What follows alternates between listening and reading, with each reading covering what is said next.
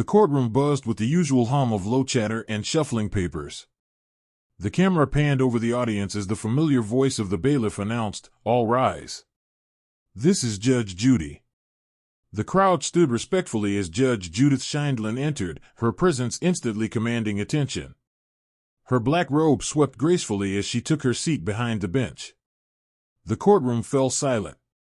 Today's case, like many before it, seemed straightforward on paper, a dispute over a loan between two acquaintances. But the moment the plaintiff, a woman in her late 30s named Karen Walters, opened her mouth, it was clear this hearing would be anything but ordinary. Karen, dressed sharply in a bright red blazer and heavy gold jewelry, strutted up to the podium as if she owned the courtroom. Her chin lifted high, her lips pursed in mild irritation, as though she had better places to be. The defendant, a quiet woman named Lisa Hart, stood to the opposite side, clutching a folder of neatly organized papers. Judge Judy glanced over her glasses at the file in front of her. "Miss Walters, you're suing Miss Hart for $1,200, correct? You claim she borrowed the money and didn't pay it back?" "That's right, Your Honor," Karen said briskly, waving one manicured hand. "She promised to pay me in 2 weeks. It's been 4 months. I'm tired of being taken advantage of." Judge Judy's pen tapped lightly against her pad. "All right. Miss Hart, what's your defense?" Lisa spoke softly. "Your Honor, I didn't borrow money from her. We were roommates, and I paid my share of rent and utilities. The money she's talking about was part of a trip we planned together.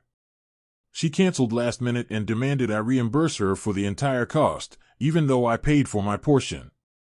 Karen rolled her eyes and scoffed loudly. "Oh, please. That's not true. She's making things up. She begged me to pay the hotel deposit because her paycheck was late.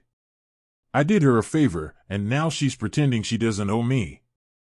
Judge Judy's gaze shifted to Karen. "I'll get to the truth. But you're going to let me ask the questions, and you'll answer them directly. Understood?" Karen smirked. "Sure, but I just want to say." Judge Judy cut her off. "No, ma'am. When I'm speaking, you're not. That's how this works." A few members of the audience chuckled quietly. Karen's jaw tightened. She clearly didn't appreciate being corrected. Judge Judy continued, "Miss Hart, do you have any proof of payments or receipts?" Lisa handed a small stack of papers to the bailiff, who passed them up to the judge.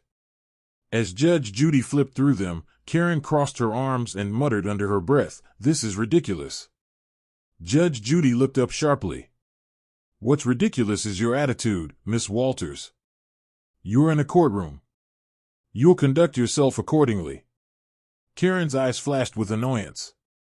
"With all due respect, Your Honor, I'm just frustrated because she's lying." Judge Judy raised a brow. "You'll get your turn. Until then, keep quiet." Karen sighed dramatically and leaned on the podium, tapping her nails impatiently. The room seemed to hold its breath, sensing tension brewing. Judge Judy reviewed the documents carefully, then said, "According to these records, Miss Hart paid for her portion of the trip, airfare, hotel, and meals. There's no evidence she borrowed anything from you." Karen immediately jumped in. "That's because it was cash. I gave her cash. Obviously, there wouldn't be proof of that." Judge Judy looked at her pointedly. "Then how do you expect me to verify your claim?" Karen shrugged. "Because I'm telling the truth. Isn't that enough?"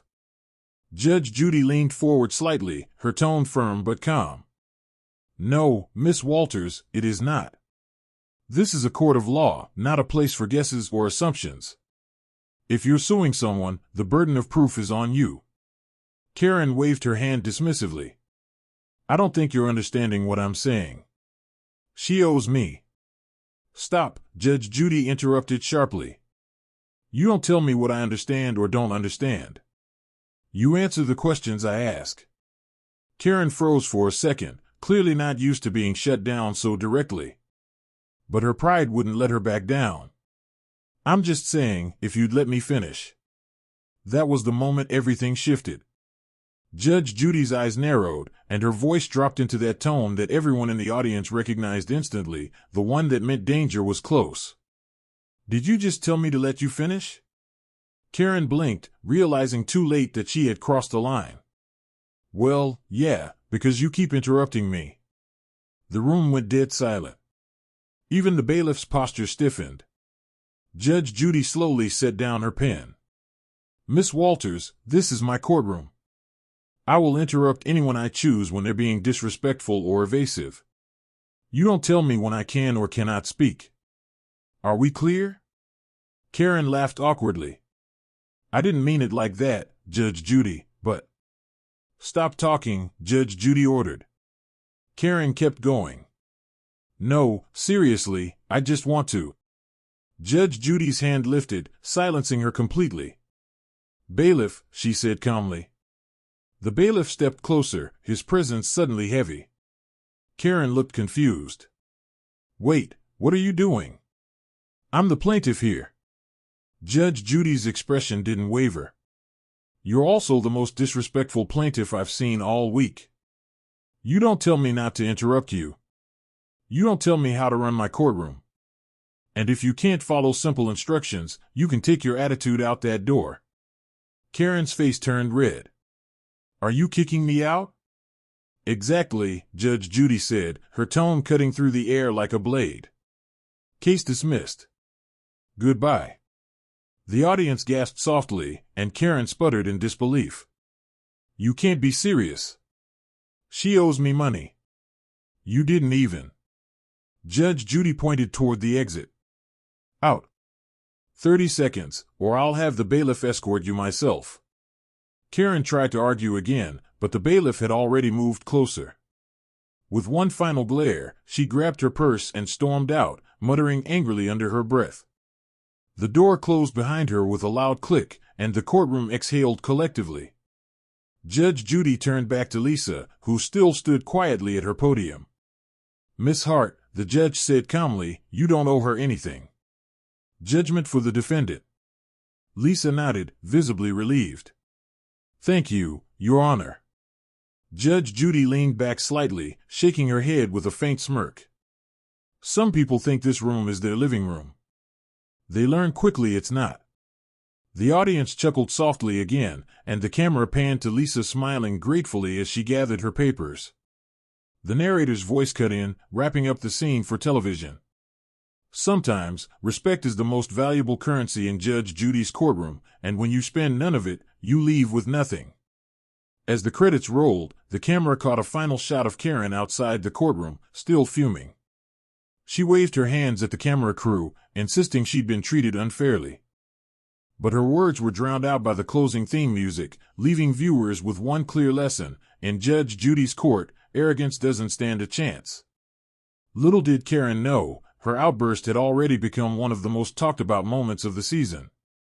Clips of her defiance and quick dismissal would soon spread across social media, where thousands would debate, laugh, and replay the moment Judge Judy's sharp wit once again put a disrespectful guest in their place.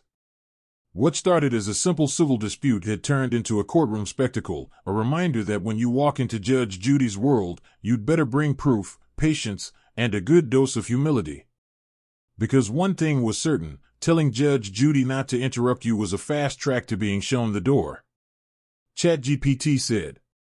Outside the courtroom, the hallway cameras followed Karen as she stormed down the corridor, her heels clicking sharply against the polished floor. Her face was red, her expression a mixture of disbelief and fury. She clutched her purse tightly, muttering to herself as the cameras continued rolling. "I can't believe this," she snapped, turning toward the producer standing nearby. "She completely disrespected me on national television. I didn't even get to finish my side of the story." The producer kept a polite smile, trying to diffuse the tension. "Ma'am, Judge Judy has her own way of conducting court. It's—" Karen cut him off. "Oh, I know how she conducts it, by interrupting people. She didn't even listen to me. Everyone thinks she's so fair, but she's just rude." Meanwhile, Lisa emerged from the courtroom, her demeanor calm and collected. She avoided Karen's gaze as she walked by, offering only a polite nod to the producer before exiting the building. Karen spun around at the sight of her. "Yeah, walk away," she shouted after her. "You know you owe me that money." Lisa didn't respond. She simply kept walking, the automatic doors closing behind her. Karen threw up her hands and looked back at the producer. "You see that? That's the kind of person she is. And somehow, I'm the bad guy." The producer gave a sympathetic nod but motioned for the crew to wrap up the post-case interview. Karen, of course, wasn't done talking. "I'm going to tell everyone exactly what happened here," she declared, pointing at the camera. "People need to know how that woman treats her plaintiffs. It's ridiculous." The footage would later be edited into the episode's post-case segment, but what the audience would never see was what happened afterward. Later that evening, back in her apartment, Karen sat on her couch scrolling through her phone. The episode hadn't aired yet, but social media already buzzed with behind-the-scenes chatter.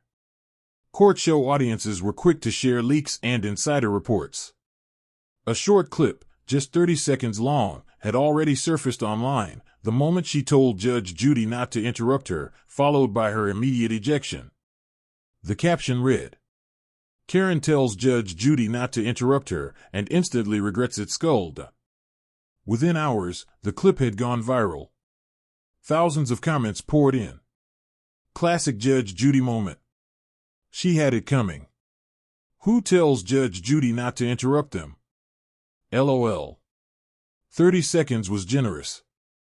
Karen scrolled furiously, her jaw tightening as she read each one. "They're all making fun of me," she muttered. "They don't even know the full story." She opened her TikTok app and started recording. Her tone was defensive but determined. "Okay, so apparently everyone's talking about my Judge Judy case," she began. "First of all, it was completely unfair. The producers edited everything to make me look bad. She cut me off every time I tried to explain myself. I wasn't being rude, I was just standing up for myself." She paused dramatically before continuing. "People think Judge Judy's this perfect, no-nonsense woman, but let me tell you, she's not as nice off camera as you think. They set me up to look like the villain." Her video got thousands of views, but not the kind of support she hoped for. The comments section flooded with sarcasm and disbelief. "Ma'am, you told Judge Judy not to interrupt you. What did you expect? Girl, this is her courtroom, not a group chat. She's been running that show for decades. You really thought you'd win that battle?" Karen tried to defend herself in the comments for a while but quickly realized she was outnumbered. The internet had already made up its mind. Memes, reaction videos, and parody skits began circulating. One user even made a remix of Judge Judy's voice saying "out" to the beat of a popular song. It gained millions of views in just a few days. Despite her embarrassment, Karen refused to admit defeat. She appeared on a local podcast the following week, determined to set the record straight. The host introduced her enthusiastically, calling her the woman who went viral for standing up to Judge Judy. Karen smiled at the framing. It made her sound bold rather than disrespectful. "Thanks for having me," she said, crossing her legs confidently. "You know, people love to twist things. I wasn't being rude, I was trying to explain the situation. She just didn't want to hear it." The host nodded, prompting her to elaborate. "Judge Judy runs her court like a dictatorship," Karen continued. "You can't even talk without being interrupted. I was calm the whole time. I just said, 'Don't interrupt me,' because I wanted to finish my thought.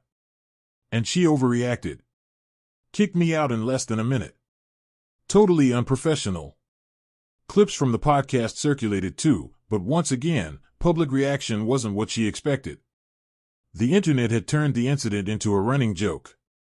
Karen versus Judge Judy became a meme format, with captions like, "Boss, don't interrupt me. Me, channeling my inner Karen, don't interrupt me. Cue Judge Judy's out, sound effect." Karen's name trended for a few days. People debated whether Judge Judy had been too harsh or if Karen had brought it upon herself. Even talk shows mentioned the viral moment. But as the initial buzz faded, so did the attention. Weeks later, the full episode finally aired. Watching herself on TV was an entirely different experience. Karen sat on her couch, popcorn in hand, determined to see how unfair the editing was. But as soon as she appeared on screen, arms crossed, eyes rolling, she cringed. It wasn't the version she remembered. The camera caught every smirk, every eye roll, every impatient sigh. When Judge Judy told her to stop talking, the tone of authority was clear, and her own defiant response, "Don't interrupt me," sounded far more aggressive than she'd realized. The audience laughter, the judge's cold stare, her quick dismissal, all played out exactly as millions of viewers remembered it online. Karen's shoulders sank. Watching it back, she finally understood why people thought she was the rude one. For a moment, she considered posting another video, something apologetic, maybe even a little humble, but pride held her back. "It's just editing," she whispered to herself again, though deep down, she knew that wasn't the whole truth. Months passed, and the buzz slowly died down. Karen went back to her job at a local real estate firm, though her coworkers teased her occasionally. Someone even taped a screenshot from the episode on the office fridge with the caption, "Don't interrupt me, Karen Walters." She tried to laugh it off. "Very funny," she said, rolling her eyes, but the sting remained. Over time, though, something interesting happened. Instead of being angry, she started to see the humor in it. The more people recognized her, the less embarrassed she became. A teenager once approached her in a grocery store and asked for a selfie, laughing. "You're the Judge Judy lady." Karen smiled awkwardly but agreed. "Yeah, that's me," she said. It became a running joke in her life, a sort of unintentional fame. She leaned into it, using the story as a funny anecdote at parties. "I'm probably the only person who ever told Judge Judy to stop talking," she'd say, earning laughs every time. And though she'd never admit it out loud, the experience taught her something valuable. She realized that confidence and arrogance are cousins, but not twins. What she had thought was standing her ground was, in truth, disrespect. And respect, she learned, isn't something you demand, it's something you earn. Meanwhile, the episode continued to circulate online, resurfacing every few months as new fans discovered it. Each time, the same comments appeared, admiration for Judge Judy's composure and disbelief at Karen's boldness. But one day, years later, Karen came across a compilation video titled Judge Judy's Top 10 Most Iconic Moments. She clicked out of curiosity, and there she was, at number 7. Watching it again, she laughed genuinely this time. "Well," she said to herself, "at least I made history." The clip ended, and she sat quietly for a moment, remembering the heat of that courtroom, the sting of humiliation, the flood of online criticism, and the lessons that came afterward. For all her frustration, she had to admit one thing: Judge Judy had been right. Respect wasn't optional. And though the world might remember her as the woman who told Judge Judy not to interrupt her, Karen had long since made peace with that version of herself. After all, everyone has a moment they wish they could redo. Hers just happened to be broadcast to millions. But it didn't define her anymore. As she scrolled past the video's comments, some mocking, some nostalgic, she found one that made her smile. "You know what? She handled it terribly back then, but props to her for owning it now. Growth is real." Karen tapped the little heart icon beside the comment and set her phone down. She had finally learned what Judge Judy had been trying to teach her that day, not about money, or proof, or even winning a case, but about humility. And as the night grew quiet, she laughed softly to herself, shaking her head. Next time, she murmured, "I'll let the judge interrupt."